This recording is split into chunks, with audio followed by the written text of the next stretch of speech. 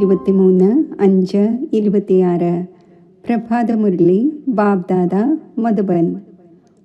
ബാബു പറയുന്നു, മധുരമായ കുട്ടികളെ, രാവണൻ നിങ്ങളെ വളരെയധികം പീഡനം ഏൽപ്പിച്ചു. ഇപ്പോൾ ഭക്തരായ നിങ്ങളുടെ രക്ഷകനായ ഭഗവാൻ വന്നിരിക്കുന്നു നിങ്ങളുടെ വേദനകൾ അകറ്റുവാൻ. ചോദ്യം: സൽപുത്രരായ കുട്ടികളുടെ മുഖ്യമായ 2 ലക്ഷണങ്ങൾ കേൾപ്പിക്കൂ.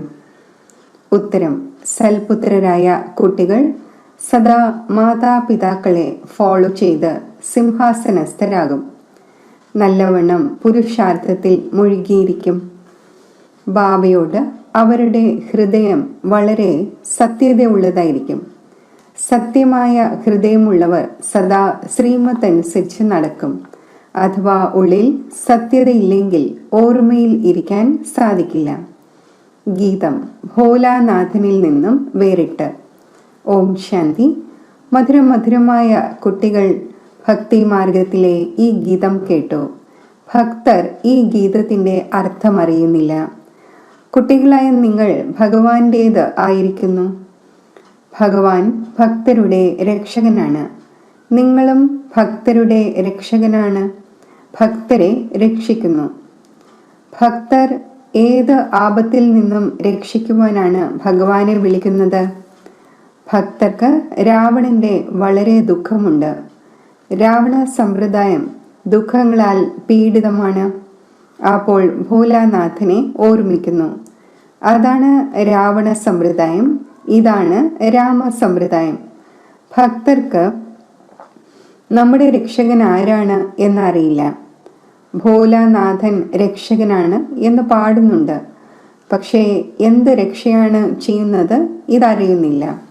കുട്ടികളായി നിങ്ങൾ ഇപ്പോൾ മനസ്സിലാക്കുന്നു, ഭോലാനാഥനായ ശിവ് ബാബ തന്നെയാണ് വഴി തെറ്റിയവരെ നേരെയാക്കുന്നവൻ. ഭഗവാൻ എന്ന ആരെയാണ് പറയുന്നത് എന്ന് ലോകത്തിന് അറിയില്ല. ഭഗവാന്റെ അറിവുണ്ടായിരുന്നു എങ്കിൽ ഭഗവാന്റെ രചനയുടെ ആദിമധ്യ അന്ത്യത്തെയും അറിയാമായിരുന്നേനെ. ഭഗവാനെ അറിയുന്നില്ല, രചനയുടെയും അറിവില്ല. അതിനാൽ ഇങ്ങനെയുള്ള മനുഷ്യ സമ്പ്രദായത്തെ ബ്ലൈൻഡ് എന്നും പറയുന്നു. മറുഭാഗത്ത് നിങ്ങളാണ്. നിങ്ങൾക്ക് ദിവ്യ ദൃഷ്ടി ലഭിച്ചിരിക്കുന്നു. ഇപ്പോൾ നിങ്ങളുടെ പേര് തന്നെ ബ്രഹ്മകുമാർ കുമാരിമാർ എന്നാണ്. ബോർഡിലും പേരെഴുതിയിട്ടുണ്ട്, ബ്രഹ്മകുമാരി ഈശ്വരീയ വിശ്വവിദ്യാലയം. കേവലം ബ്രഹ്മകുമാരിമാർ മാത്രമുണ്ടായിരിക്കുക സാധ്യമല്ല. പ്രജാപിത ബ്രഹ്മാവുണ്ടല്ലോ. പിതാവിൻ്റെ അടുക്കൽ ആൺകുട്ടികളും പെൺകുട്ടികളും രണ്ടും ഉണ്ടായിരിക്കും. പ്രജാപിത ബ്രഹ്മാവിന് തന്നെയാണ് ഇത്ര അനേകം കുട്ടികൾ ഉണ്ടായിരിക്കുക. അപ്പോൾ മനസ്സിലാക്കണം, ഇത് പരിധിയില്ലാത്ത പിതാവാണ്. ബ്രഹ്മ വിഷ്ണു ശങ്കരനെയും രചിക്കുന്നവൻ ബാബ തന്നെയാണ് എന്നും അറിയുന്നു. ആ ഒന്നിനെ നിരാകാരം എന്ന് പറയുന്നു. ഇതായി പരിധിയില്ലാത്ത പിതാവ്. പരംപിത പരമാത്മാവ് ബ്രഹ്മാവിലൂടെ രചന രചിക്കുന്നു എന്നതും അറിയുന്നു. എല്ലാം ഈ ഒന്നിൻ്റെ രചനയാണ്. എല്ലാ മനുഷ്യരും വാസ്തവത്തിൽ ശിവവംശിയാണ്. ഇപ്പോൾ നിങ്ങൾ വന്ന് പ്രജാപിത ബ്രഹ്മാവിൻ്റെ സന്താനമായിരിക്കുന്നു. ഇതാണ് പുതിയ രചന. പരംപിത പരമാത്മാവ് ബ്രഹ്മാവിലൂടെ രചന രചിക്കുന്നു. അപ്പോൾ നിങ്ങളെ ബ്രഹ്മകുമാർ കുമാരിമാർ എന്ന് പറയുന്നു. ഇത്രയും പരിധിയില്ലാത്ത കുട്ടികളുണ്ട്. തീർച്ചയായും പരിധിയില്ലാത്ത സമ്പത്ത് നേടുന്നുണ്ടാകും. കുട്ടികൾക്കറിയാം, നമ്മൾ ബ്രഹ്മകുമാർ കുമാരിമാരെ ശിവ് ബാബ അഡോപ്റ്റ് ചെയ്തിരിക്കുന്നു. ശിവ് ബാബ പറയുന്നു, നിങ്ങൾ എൻ്റെ കുട്ടികളാണ്. ആത്മാക്കളായ നിങ്ങളും നിരാകാരമായിരുന്നു. എന്നാൽ ജ്ഞാനം സാകാരത്തിലാണ് വേണ്ടത്. നിങ്ങൾക്കറിയാം, നമ്മൾ ആദി സനാതന ദേവീ ദേവതാ ധർമ്മത്തിലേതായിരുന്നു. ബ്രഹ്മാവിലൂടെ രചന ഇവിടെയാണ് നടക്കുന്നത്. ശിവജയന്തിയും ഇവിടെയാണ് ആഘോഷിക്കുന്നത്. ഇവിടെ മഗധ ദേശത്തിൽ തന്നെയാണ് ജന്മമെടുത്തത്. ബാബു പറയുന്നു, ഈ ദേശം വളരെ പവിത്രവും സ്വർഗമായിരുന്നു. ഇപ്പോൾ ഇതിനെ നരകം മഗധ ദേശം എന്ന് പറയുന്നു. വീണ്ടും സ്വർഗമാകേണ്ടതുണ്ട്. കുട്ടികളായ നിങ്ങളുടെ ബുദ്ധിയിലുണ്ട് ശിവ് ബാബ നമ്മളെ വീണ്ടും രാജയോഗം പഠിപ്പിച്ച് പവിത്രമാക്കുന്നു. പതീത പാവനും ഭക്തരുടെ രക്ഷകനും ഭഗവാനാണ് എന്ന് പാടുന്നുമുണ്ട്. ഭക്തർ തന്നെയാണ് വിളിക്കുന്നത്. പതീതമായിട്ടും സ്വയം പതീതമാണ് എന്ന് മനസ്സിലാക്കുന്നില്ല. ബാബ മനസ്സിലാക്കിക്കുന്നു, നിങ്ങളെല്ലാവരും പതീതമാണ്. പാവന ലോകം എന്ന സത്യയുഗത്തെയും പതീത ലോകം എന്ന് കലിയുഗത്തെയും പറയുന്നു. ബാബ നിങ്ങൾക്ക് എല്ലാം റൈറ്റ് ആയത് പറഞ്ഞു തരുന്നു. ലക്ഷം വർഷങ്ങളുടെ ഒരു വസ്തുവും ഉണ്ടായിരിക്കുന്നില്ല. മനുഷ്യർ ഘോര അന്ധകാരത്തിലാണ്. കലിയുഗം ഇപ്പോൾ ചെറിയ കുട്ടിയാണ് എന്ന് മനസ്സിലാക്കുന്നു. നിങ്ങൾക്കറിയാം, മൃത്യു മുന്നിൽ നിൽക്കുന്നു. അന്ധകാരത്തിൻ്റെയും പ്രകാശത്തിൻ്റെയും വർണ്ണന സംഗമത്തിൽ തന്നെയാണ് ചെയ്യുന്നത്. ഇപ്പോൾ നിങ്ങൾ ഘോരമായ പ്രകാശത്തിലേക്ക് വന്നിരിക്കുന്നു. സത്യയുഗത്തിൽ നിങ്ങൾക്ക് ഈ വർണ്ണന ചെയ്യുവാൻ സാധിക്കില്ല. അവിടെ ഈ നോളജ് തന്നെ ഉണ്ടായിരിക്കുന്നില്ല. ഈ സമയം ബാബ ഇരുന്ന് കുട്ടികൾക്ക് മനസ്സിലാക്കിച്ചു തരുന്നു. നിങ്ങൾ സത്യയുഗത്തിൽ സൂര്യവംശി കുലത്തിലേതായിരുന്നു, പിന്നെ അന്തിമത്തിൽ വന്ന് ശൂദ്രവംശി കുലത്തിലേതായിരിക്കുന്നു. ഇപ്പോൾ വീണ്ടും ബ്രാഹ്മണ വംശി ആയിരിക്കുന്നു. ഇപ്പോൾ നിങ്ങൾ സർവോത്തമ ബ്രാഹ്മണ കുലത്തിലേതാണ്. നിങ്ങളാണ് ഉയർന്നതിലും ഉയർന്നത്. ഇത് ഈശ്വരീയ കുലമാണല്ലോ. ബാബയുടെ അടുക്കൽ വരുമ്പോൾ ബാബ ചോദിക്കുന്നു, ആരുടെ അടുക്കലാണ് വന്നിരിക്കുന്നത്? അപ്പോൾ പറയുന്നു, അച്ഛൻ്റെ അടുക്കൽ. അച്ഛൻ രണ്ടുണ്ട്. ഒന്നാണ് ലൗകികം, രണ്ടാമത്തേത് പാരലൗകികം. സർവ സാലിഗ്രാമങ്ങളുടെയും പിതാവ് ഒരേ ഒരു ശിവനാണ്. നിങ്ങളുടെ ബുദ്ധിയിൽ ഇത് തുള്ളികളായി പതിച്ചുകൊണ്ടിരിക്കുന്നു. നമ്മൾ ഒരു ബാബയുടെ കുട്ടികളാണ്. ആ ഒന്നിൽ നിന്നും സമ്പത്ത് നേടുന്നു. നിരാകാരൻ സാകാരത്തിലൂടെ തന്നെ ആയിരിക്കുമല്ലോ സമ്പത്ത് നൽകുന്നത്. ബാബ സ്വയം പറയുന്നു, ഞാൻ സാധാരണ ശരീരത്തിൽ വന്ന് പ്രവേശിക്കുന്നു. ഇപ്പോൾ ബാബ കുട്ടികളോട് പറയുന്നു, കുട്ടികളെ, ദേഹി അഭിമാനി ഭവ, സ്വയം ആത്മാവാണ് എന്ന് മനസ്സിലാക്കൂ.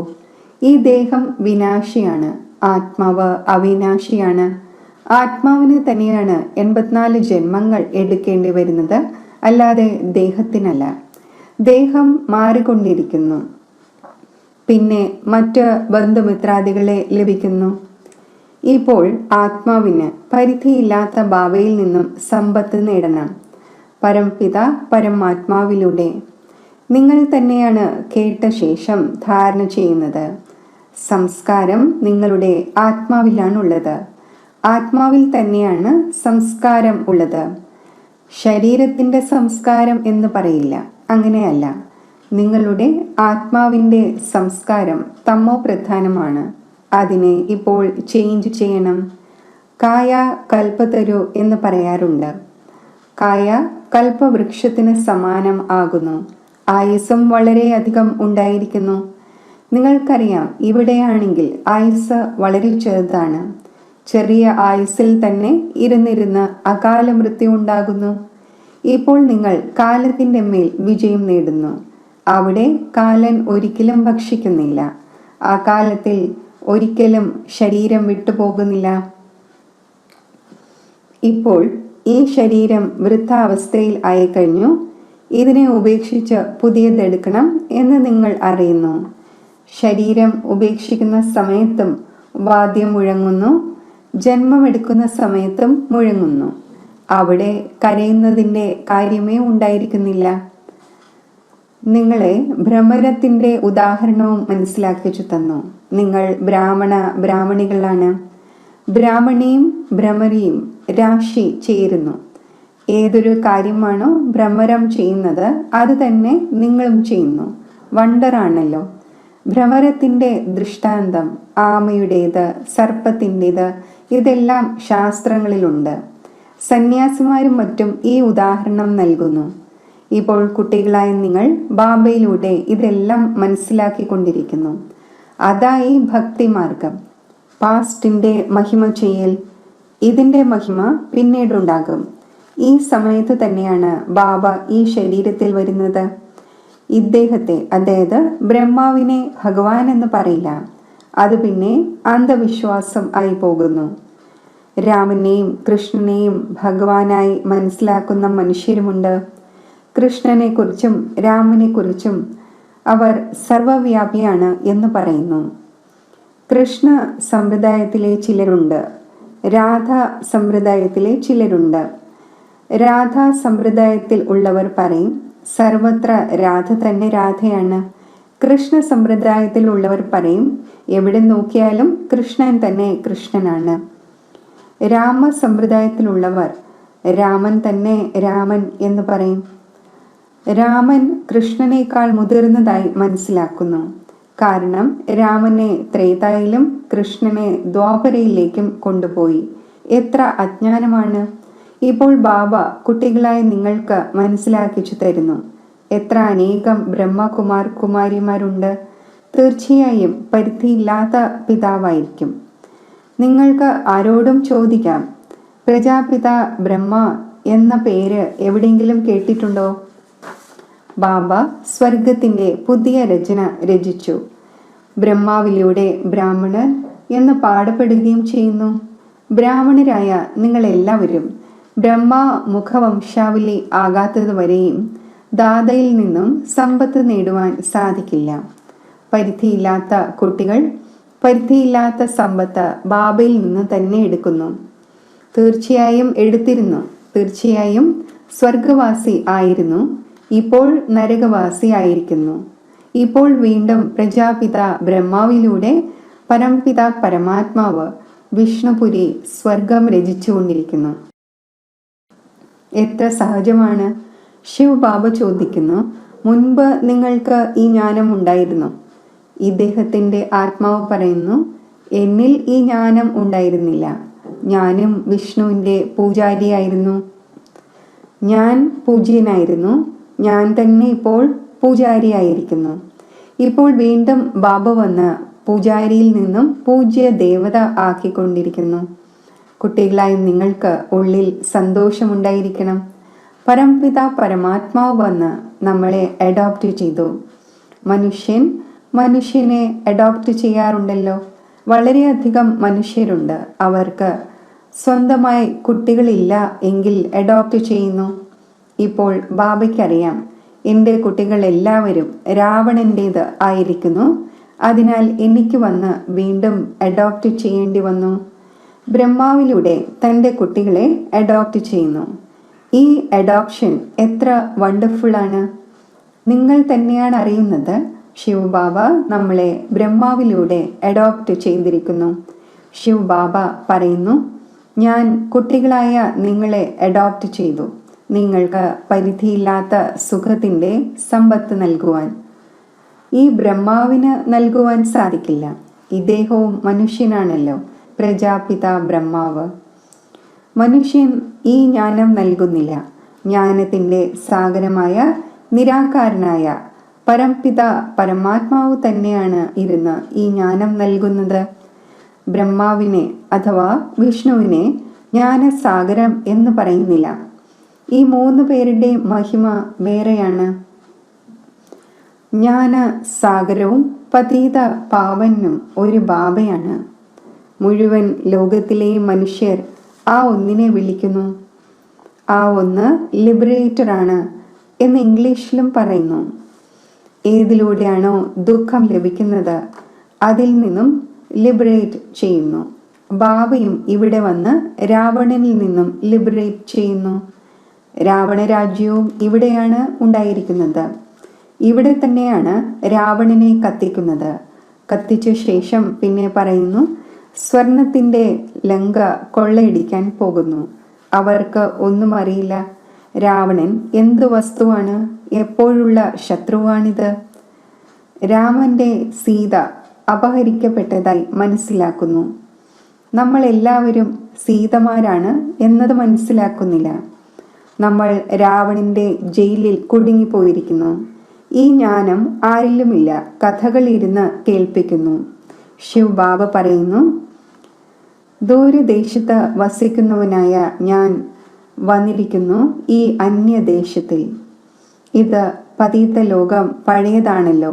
ഇതാണ് രാവണന്റെ ലോകം. വിളിക്കുന്നുമുണ്ട്, ഹേ ബാബ വരൂ, നമ്മൾ പതീതമായിരിക്കുന്നു. ബാബ പറയുന്നു, എനിക്ക് പാവനമാക്കുവാനായി ഈ പതീത ലോകത്തിൽ വരേണ്ടി വരുന്നു. ആരാണോ ആദ്യ നമ്പറിൽ പാവനമായിരുന്നത്, ആരാണോ സുന്ദരമായിരുന്നത്, ആ ശരീരത്തിലാണ് എനിക്ക് വരേണ്ടത്. ഇപ്പോൾ ക്ഷാമമായിരിക്കുന്നു. എത്ര വണ്ടർഫുൾ കാര്യങ്ങളാണ്! കൃഷ്ണനെ ശ്യാമസുന്ദരം എന്നെന്തുകൊണ്ട് പറയുന്നു? ഇതാർക്കും അറിയില്ല. ഒരു കൃഷ്ണനെ മാത്രമാണോ സർപ്പം ദംശിച്ചത്? സത്യയുഗത്തിൽ സർപ്പങ്ങളോ മറ്റോ ഒന്നും ഉണ്ടായിരിക്കുന്നില്ല. ബാബ പറയുന്നു, ഈ അന്തിമ ജന്മം എനിക്ക് വേണ്ടി പവിത്രമാകൂ, എങ്കിൽ പവിത്ര ലോകത്തിൻ്റെ അധികാരിയാകും. കേവലം എന്നെ ഓർമ്മിക്കൂ, പവിത്രമാകൂ. അൽഫിനെ ഓർമ്മിക്കൂ, എങ്കിൽ ബേ ചക്രവർത്തി പദം നിങ്ങളുടേതാണ്. ഇതാണ് സഹജ രാജയോഗം, സഹജ രാജപദം. കുട്ടി ജനിച്ചു, സമ്പത്തിൻ്റെ അധികാരിയായി. ഇവിടെയും കുട്ടികൾക്കറിയാം നമ്മൾ ബാബയുടേതായിരിക്കുന്നു. അപ്പോൾ സ്വർഗത്തിൻ്റെ രാജപദത്തിൻ്റെ അവകാശിയാണ് നമ്മൾ. ഇപ്പോൾ ബാബ പറയുന്നു, സദോ പ്രധാനത്തിൽ നിന്നും നിങ്ങൾ തമോ പ്രധാനമായിരിക്കുന്നു. വീണ്ടും സദോ പ്രധാനം ആകേണ്ടതുണ്ട്. യോഗവും ജ്ഞാനവും പഠിപ്പിക്കുന്നതിന് 1 സെക്കൻഡാണ് എടുക്കുന്നത്. കുട്ടി ജനിച്ചു, അവകാശിയാണ് എന്ന് നിശ്ചയിച്ചു. നിങ്ങൾ ബാബയുടേതായിരിക്കുന്നു. അപ്പോൾ രാജധാനിയുടെ സമ്പത്ത് നിങ്ങളുടേതാണ്. എന്നാൽ എല്ലാവരും രാജാവും റാണിയുമാകില്ല. ഇതാണ് രാജയോഗം. രാജ, റാണി, പ്രജ, സമ്പന്നർ, ദരിദ്രർ എല്ലാവരും വേണം. അതിനാൽ രുദ്രമാലയും തയ്യാറാക്കപ്പെട്ടിരിക്കുന്നു. അത് ഭക്തി മാർഗത്തിൽ ജപിക്കുന്നു. നിങ്ങൾക്കറിയാം നമ്മൾ രാജയോഗം പഠിക്കാൻ വന്നിരിക്കുന്നു. മാതാപിതാക്കളെ ഫോളോ ചെയ്ത് ആദ്യം സൂര്യവംശിയും ചന്ദ്രവംശിയുമാകും. ആരാണോ മാതാപിതാക്കളെ ഫോളോ ചെയ്ത് സിംഹാസനസ്ഥരാകുന്നത്, അവരാണ് സൽപുത്രരായ കുട്ടികൾ. പുരുഷാർത്ഥം നല്ലവണ്ണം ചെയ്യണം. ബാബ പറയുന്നു, എന്നെ ഓർമ്മിക്കൂ. അപ്പോൾ ചെയ്യുന്നില്ല, ശ്രീമതനുസരിച്ച് നടക്കുന്നില്ല, ഉള്ളിൽ സത്യതയില്ല. ഹൃദയം സത്യതയുള്ളതാണ് എങ്കിൽ ശ്രീമതനുസരിച്ച് നടക്കുന്നു, ബാബയെ ഓർമ്മിച്ചുകൊണ്ടിരിക്കുന്നു. ശ്രീമത്തിൻ്റെ ആധാരത്തിൽ തന്നെയാണ് നിങ്ങൾക്ക് ദാതയിൽ നിന്നും സമ്പത്ത് ലഭിക്കുന്നത്.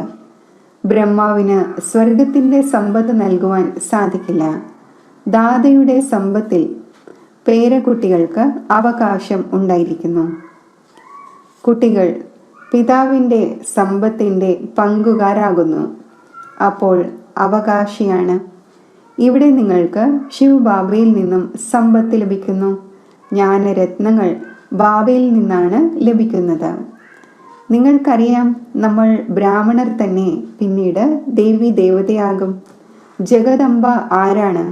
ബാബ മനസ്സിലാക്കിച്ചു തരുന്നു, ഇത് ബ്രാഹ്മണിയായിരുന്നു, ജ്ഞാനേശ്വരിയായിരുന്നു, പിന്നെ രാജേശ്വരിയാകുന്നു. നിങ്ങളും ഇതുപോലെ ആകുന്നു. ശരി, മധുരമധുരമായ സിഖിലതെ കുട്ടികൾക്ക് മാതാവും പിതാവുമായ ബാബ്ദാദയുടെ സ്നേഹസ്മരണകൾ. Good morning. ആത്മീയ അച്ഛൻ്റെ ആത്മീയ കുട്ടികൾക്ക് നമസ്തേ. ധാരണയ്ക്കുള്ള മുഖ്യസാരം: ആത്മാവിൽ തമോ പ്രധാന അവസ്ഥയുടെ ഏതൊരു സംസ്കാരമുണ്ടോ അതിനെ ഓർമ്മയുടെ ബലത്തിലൂടെ ചേഞ്ച് ചെയ്യണം. സദോ പ്രധാനം ആകണം. ബാബയിൽ നിന്നും രാജപദവിയുടെ സമ്പത്ത് നേടുന്നതിനായി സദാ സൽപുത്രനായി ശ്രീമത്തനുസരിച്ച് നടക്കണം. സത്യമായ ബാബയോട് സത്യമായിരിക്കണം. മാതാപിതാക്കളെ പൂർണ്ണമായും ഫോളോ ചെയ്യണം.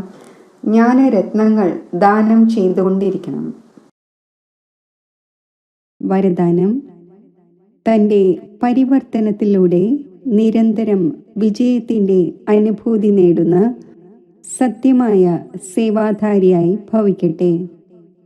ഏതുപോലെ നിരന്തര യോഗി ആയിരിക്കുന്നുവോ അതേപോലെ നിരന്തര വിജയി ആകൂ. അപ്പോൾ സത്യമായ സേവാധാരിയായി മാറും. കാരണം വിജയിയായ ആത്മാവ് ഓരോ സങ്കല്പത്തിലും ഓരോ ചുവടിലും വിജയത്തിൻ്റെ അനുഭവം നേടുന്നു. അപ്പോൾ അവരുടെ ഈ പരിവർത്തനം കണ്ട് അനേകം ആത്മാക്കളുടെ സേവനം സ്വതവേ ഉണ്ടാകുന്നു. അവരുടെ നയനങ്ങൾ ആത്മീയതയുടെ അനുഭവം നൽകുന്നു. പെരുമാറ്റം ബാബയുടെ ചരിത്രങ്ങളുടെ സാക്ഷാത്കാരം നൽകുന്നു. മസ്തകത്തിൽ നിന്നും മസ്തകമണിയുടെ സാക്ഷാത്കാരം ഉണ്ടാകുന്നു. ഇങ്ങനെ തൻ്റെ അവ്യക്ത രൂപത്തിലൂടെ സേവനം ചെയ്യുന്ന വിശേഷ ആത്മാവിനെ തന്നെയാണ് സത്യമായ സേവാധാരി എന്ന് പറയുന്നത്. സ്ലോഗൻ: വിശേഷതകളും ഗുണങ്ങളും ദാതാവിൻ്റെ ദാനമാണ്. ദാതാവിനെ നോക്കൂ, വ്യക്തിയെ അല്ല. അവ്യക്ത സൂചന: സദാ അചഞ്ചലവും ആടാത്തതും ഏകരസവുമായ സ്ഥിതി അനുഭവിക്കൂ. ആത്മീയ സ്ഥിതിയുടെ അഭ്യാസത്തിലൂടെ വായുമണ്ഡലത്തെ ആത്മീയമാക്കൂ. അപ്പോൾ മറ്റെല്ലാ കാര്യങ്ങളും സ്വതവേ തന്നെ ശരിയായിക്കൊള്ളും. എല്ലാവരും ഏകമതവും ഏകരസവുമാകും. പിന്നെ മായയും വരികയില്ല. കാരണം വായുമണ്ഡലം ശക്തിശാലി ആയിരിക്കും. വായുമണ്ഡലത്തെ ശക്തിശാലി ആക്കുന്നതിനായി ഓർമ്മയുടെ പ്രോഗ്രാം വയ്ക്കൂ. പരസ്പരം ഉന്നതിക്ക് വേണ്ടി ആത്മീയ സംഭാഷണത്തിൻ്റെ ക്ലാസ്സസ് നടത്തൂ. സ്നേഹമിലനം നടത്തൂ. ധാരണയുടെ ക്ലാസുകൾ വയ്ക്കൂ. അപ്പോൾ സഫലത ലഭിക്കും. ഓം ശാന്തി.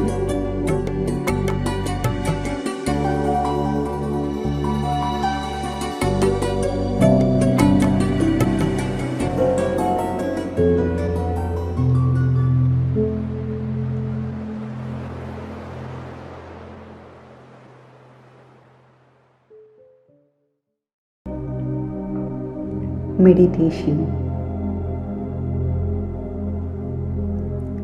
അന്തർമുഖമായി ഞാൻ ബാഹ്യ സങ്കല്പങ്ങളെ ഉപേക്ഷിക്കുന്നു.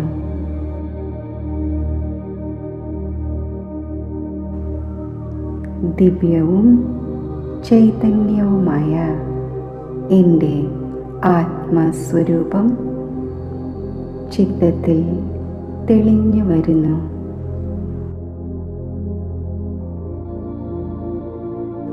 ഈ ആത്മസ്വരൂപത്തിൽ മനസ്സിനെ സ്ഥിരമാക്കുമ്പോൾ സത്യമായ ശാന്തിക്കും ആനന്ദത്തിനും നിദാനമായ ആത്മസ്ഥിതിയിൽ ഞാൻ എത്തിച്ചേരുന്നു.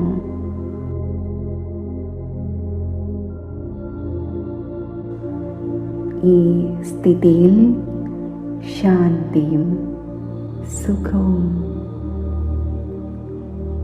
ആനന്ദവും ശക്തിയും പവിത്രതയും സ്നേഹവും എൻ്റെ മൗലിക ഗുണങ്ങളായി ഞാൻ അനുഭവിക്കുന്നു.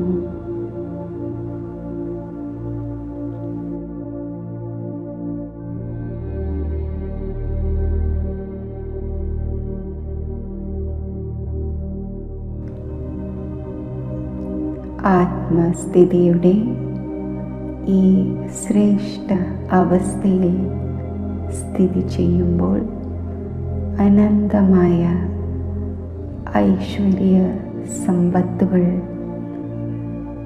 സംഗമയുഗത്തിൽ പ്രദാനം ചെയ്യുന്ന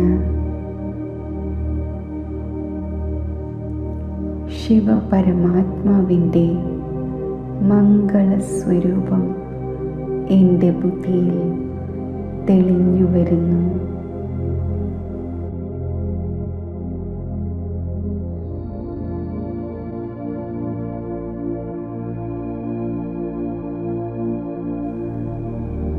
പ്രശാന്ത സുന്ദരമായ നിരാകാരി ലോകത്തിൽ നിരാകാരനായ ശിവപരമാത്മാവിൻ്റെ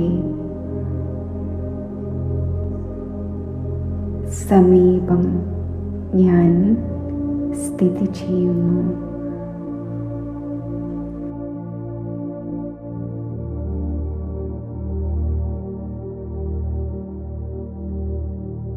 പരമാത്മാവിൻ്റെ ഈ ദിവ്യ സാന്നിധ്യം എനിക്ക് അനന്തമായ ആനന്ദം പകർന്നു നൽകുന്നു.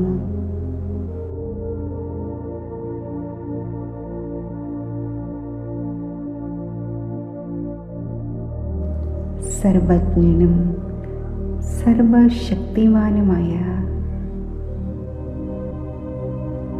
പരമാത്മാവിനോട് സ്നേഹഭാവം എൻ്റെ ഉള്ളിൽ ഉദയം ചെയ്യുന്നു.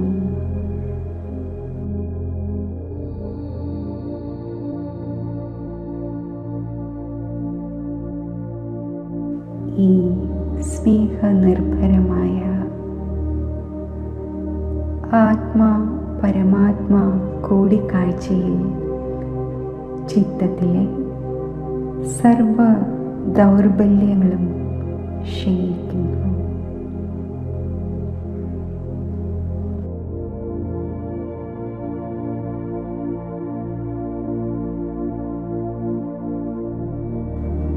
പൂർവജന്മ പാപങ്ങൾ യോഗജ്വാലയിൽ ഭസ്മമാകുന്നു.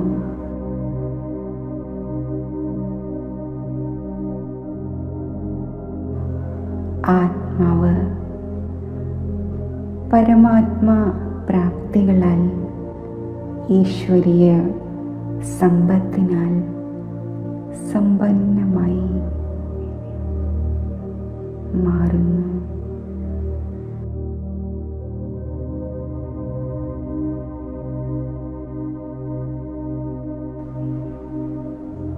ഈ ആത്മസമ്പന്നതയുടെയും സംതൃപ്തിയുടെയും സ്വരൂപമായി ഞാൻ ദേഹമാകുന്ന രഥത്തിലെ അകാല സിംഹാസനത്തിൽ വിരാജിക്കുന്നു.